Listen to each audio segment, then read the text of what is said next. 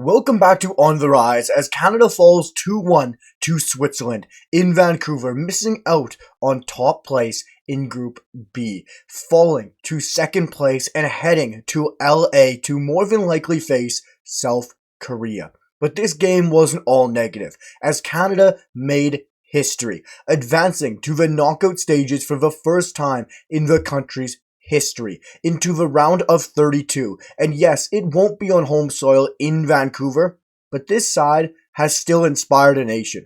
They've still made supporters across this country proud. They have still surprised a lot of international footballing supporters worldwide. Canada deserved a win. Canada deserved a better result against Switzerland. They created more XG. They created opportunities. 13 shots, 6 saves by Gregor Kobel. This was a performance that Canada should still be very proud of. It was one that, yes, would be looked back on and disappointed by the result.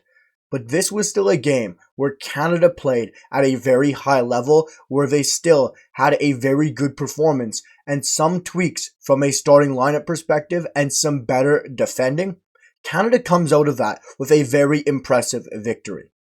And this was a game that Canada should still hold their heads up high from. Supporters shouldn't dwell on the negatives. They shouldn't dwell on the doom and gloom side of things and seeing the loss and coming second. They should be positive. Canadians should be happy and proud of how this nation is played. They've gone up against a quote-unquote dark horse in this FIFA World Cup and come out the better side, come out with the better performance, with more XG, with better opportunities, with better chances, and pushing them right till the very end, right till that Ali Johnston header, right till that Derek Cornelius chance and Promise David opportunity. Canada didn't give up. This side showed resilience. This side showed that never give up mentality. And yes, it should have never gotten to a 2-0 spot. It came from horrible defending. It came from a horrendous mistake. But this Canadian side showed a lot of fight, showed a lot of willing resilience to work their way back into this very difficult game. And showed pride, showed passion, and that is why I'm so happy to support this nation, to support this team, and why Jesse Marsch leads this national team in the right manner, in the right way. And yes, he didn't set this side up tactically correctly to start this match. He didn't set up this lineup properly to go out and win this game. And I'm sure he would say the exact same thing. He would like to look back on this game, on that starting lineup, tweak some things, and it would change this game massively. And we're going to talk about it all, guys. We're going to review the positives, the negatives. We're going to talk about how Canada has made history and advances to the knockout stage for the first time in this country's footballing history on the men's side. And before we do, please hit that like button, drop a sub. Your support has been absolutely incredible, and I truly appreciate it. And I'd love to hear what you guys have to say down below in the comments and what you guys thought on the match. But Jesse Marsch will be looking back at this game. We'll be looking back on some lineup tweaks. And there's one that would have massively changed this game. Canada lost that midfield battle for 65 minutes till that third or second water break or hydration break or whatever we're calling it when Stephen Eustaquio came on that pitch. Stephen Eustaquio proved that he is arguably Canada's most important, if not top 3 most important players on this squad in this roster. Came onto a game where Canada was getting dominated at the heart of the midfield, got on the ball, commanded the ball, wanted it off the back line, and controlled this game. Won back the midfield against a midfield of Gibraltar, Granit Xhaka, as well as Romeo Freuler. Stephen Eustaquio stepped on that pitch and didn't look like he was the 4th or 3rd best midfielder on that pitch. He was the best midfielder on that pitch when he stepped onto it. Showed why he is a captain of this side, as I believe. Showed why he is the quarterback, the conductor of this national team from the heart of the midfield. And he completely changed this game. Whether it was demanding the ball off the back line, whether it's controlling the tempo, or just getting a hold of Nathan Saliba and letting him calm down, not be the leader at the heart of that midfield, because Nathan Saliba across that game, especially in that first half, was scared. Him and both Mathieu Choinière weren't wanting to get the ball off the back line, weren't taking control, and demanding that ball off Alistair Johnston or Luke de Fougerolles or Derek Cornelius or who have you. They weren't doing what an Ismail Kone or a Stephen Eustaquio does on a regular basis to want the ball off the back line, to then pivot and to take their opportunities and to control a game and to drive into the midfield. That didn't happen until Stephen Eustaquio stepped on that pitch and he had a performance that changed this game. That put his name out there as one of those true World Cup performances, one of those world-class performances. Even though it was just 15-20 minutes, it was a game-changing move from Jesse Marsch to bring him, Liam Miller, and Promise David onto that pitch. And yes, we can look at the result. Not staying in Canada, leaving Vancouver in that home field advantage behind to swap it for LA in the round of 32 in second place in Group B. Might I remind you, when this group was announced, we were all looking at Switzerland as a dark horse. Everyone circled Switzerland to be the favorites to top this group, the favorites to win this group by a country mile, to steal 9 points, to walk through this group.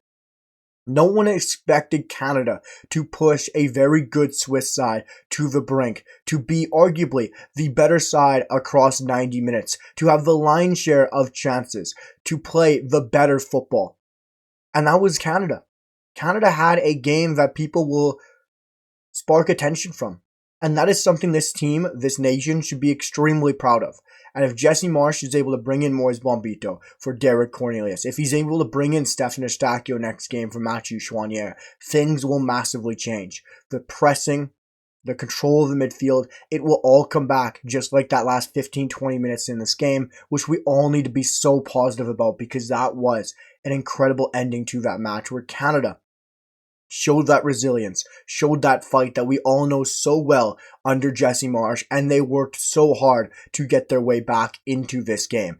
And boy, have I been preaching on this channel that I want to see more Promise David, to see more minutes given to this absolute bagsman up top. The clinical finishing, the nature of his goals, they might not be pretty, but they come. When he is on the pitch, he creates chaos. And I don't know how many goals or what his goal to minute ratio is for the Canamati, but it must be absolutely disgusting. Because when he steps onto that pitch, he creates chances, he creates chaos in the box, he scored his goal, took his opportunity very well. He had or created himself 2 other really good chances and worked his socks off. And I don't understand why he is not coming on earlier in this match. I don't understand why he isn't even a shout to not be starting. Promise David deserves more minutes. He deserves more opportunities, because when he is on the pitch, whether it's against Switzerland, whether it's against Bosnia and Herzegovina, whether it's back against Ukraine, he creates goals, he creates opportunities, and he needs more of a chance in the knockout stages. And it was a fantastic performance from himself. But one thing we also have to talk about is just simply how happy we should be to advance to the knockout stages. Yes, it's unfortunate we didn't come first in this group, but we have to remember the group we're in.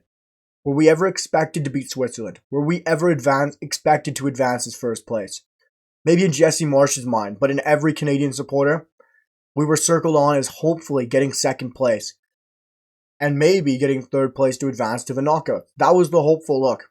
And we did it. Any other World Cup, we're top 2. There's no chatter about us having to get third place in this new 48-team system to advance out of this group. No, that is not the case, because this Canadian team managed to get the job done and come top 2 in a World Cup group, which is truly special. That has to be celebrated. That has to be admired. That has to be enjoyed. Although we lost here in Vancouver in an opportunity to keep home field advantage, take the positives out of this negative result. And yes, there was a few very poor performances, which we are going to get onto. This was still a performance, a game, a ending that should still continue to capture this nation into the round of 32 against South Korea. Let's move on to the player ratings and run through this quickly, because I know these can be long, but let's jump straight into Maxime Crépeau. These ratings are all off the top of my head, all off the dome of my head. These aren't written down. This is straight after the match. And I have to give Maxime Crepeau a 4. Yes, he made a tremendous save early on against Breel Mbolo, which we will get into more, talking about another position on this pitch. But also, that second goal. Bigger goalkeepers in this tournament, bigger goalkeepers in other national teams are making that save. They're keeping it out. They're giving their team a chance, a lifeline to continue to move on, to push back and work their way into this game. This was never a 2-1 game from Switzerland. They didn't create those sorts of chances. Chances came off mistakes, off terrible defensive errors from this Canadian men's national team, from horrendous defensive capitulations. And yes, that's a very strong word to use, but that's just the case for lack of better words. And Maxime Crepeau had a routine save and opportunity and just absolutely fumbled it. And Canada saw themselves go down 2-0. And Maxime Crepeau needs to be keeping those sorts of shots out of the goal, especially when we advance to the round of 32. So he gets a 4 from me. Moving on to the back line, let's start with the fullbacks. For me, Alistair Johnston has to get a 7.5. His work was tremendous on the right flank, winning challenges, winning free kicks, helping Canada with some tremendous long balls into the box off throw-ins, getting forward very well on the overlap. I thought Alistair Johnston had a very good game, one of a few in that back line. Luc de Fougerolles, yes, he might not have had a moment to remember on that second goal where it could have been defended much better by the two center backs, but throughout the game, I thought he was very good. Defensively, very strong in that first half. Also, with those two midfielders in Mathieu Choinière and Nathan Saliba, not demanding, not wanting that ball off the back line. He did so well to try to thread the needle, try to make passes work going through the lines, while also trying to break lines of his dribbling. I thought it was very good from Luc de Fougerolles, and I have to give him also a 7.5. Two ratings here are going to be a bit lower, quite dramatically lower. Derek Cornelius gets a 4. That second goal was horrific defending. And I know he hasn't had much club opportunity with Rangers this season, and the rust was going to eventually show. It was going to eventually come through. But as a center back, as the leader in that back two with Luc de Fougerolles, it's a 2v1 situation on that second goal. You have to be able to read that long ball from Switzerland. You have to be able to head that clear and not put a young 19-year-old defender and yourself under pressure on a 2v1 situation. It just can't be happening. It was poor reading aerially from Derek Cornelius, as well as some of his other challenges across the 90 were very poor. And that's going to come. He wasn't challenged against Qatar, wasn't challenged against Bosnia. Unfortunately, when he does see that task, it comes up against likes of Switzerland, some very good attackers, and he wasn't able to answer the questions. And for me, if Moise Bombito is ready, if he is fit, if he looks good enough in training, he has to come in for Derek Cornelius. And Richie Laryea, I'm going to give a 5.5. Just under an average 6. He wasn't great, wasn't anything special. That defensively looked a bit frail, and you could tell he wasn't a primary out-and-out left back at times. A chance from Breel Mbolo that Crepeau made a fantastic save from early on. I think if you have a primary out-and-out left back, whether it's a Alphonso Davies or Zorhan Bassong or Sam Adekubi, their positioning is better, they're reading the play better, they're closer to their man, and Breel Mbolo doesn't have that chance or not as good of one if that is the case. I just think off the top of my head, seeing it live, haven't watched a replay back, I just think if a primary left back is there, his positioning is better, and he's able to read and sniff out that play. But let's move on into the midfield and start with the two wingers, in Ali Ahmed and Tajon Buchanan. Tajon Buchanan, I have to seriously stop predicting him to have a breakout game because it seems like a curse now. It was an awful performance from Tajon Buchanan. His delivery was off. He wasn't really able to beat his man that many times. Didn't really get that final ball correct. His touch seemed a bit off. It was just another performance from Tajon Buchanan that really didn't inspire me, unfortunately, so I have to give him a 5. And moving to Ali Ahmed, I have to give him a 6.5. Some of his delivery, I thought his pressing was really key to Canada in that first half, to pitting Switzerland back, to really setting the tone early on, and I thought Ali Ahmed's work rate was fantastic. He just was lacking that crucial clinical finishing in that first half where he should have opened his body up and shot it towards the far post instead of making it an easier save for Gregor Kobel at the front post. So I'm going to give him a 6.5.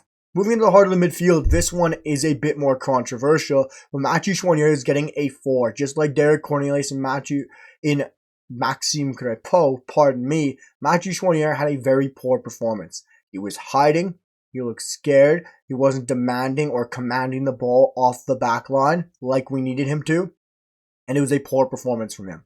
While on the other hand, Nathan Saliba, first 60 minutes, he was a 4. Last 20 minutes next to Stephen Eustaquio, he was a 7. I have to give him a average 6. As crazy as that feels for how poor he was in that first half, he was sublime on that goal. A brilliant touch, great ball across the box for Promise David. That was well put away, so I will give him a 6 match rating. Moving to the front line, 2 players who had opportunities but didn't really take them. Jonathan David had a shot that was beautifully blocked by Nico Elvedi. Kudos to him. And also Kyle Larin, who had a chance in the first half, who I think should have snatched at it with his left foot, but then instead slowed it down, took a touch, and let the defender get back into play and tried to shape it into the far corner. But a massive goalkeeper like Gregor Kobel, if it's not hit with pace, it's going to be dealt with, and that's what happened. They weren't clinical. They didn't take their opportunities, weren't really involved in a lot of build-up play. I have to give them both a 5. It just wasn't a good enough performance from the 2-star men up top. Moving on to the substitutions, we're going to start with Stephen Eustaquio. I've talked about him a lot already, so we're not going to dwell on him. He gets my man of the match. He gets a 9 match rating. And yes, that might seem high in a loss, but he truly showed his importance to this national team.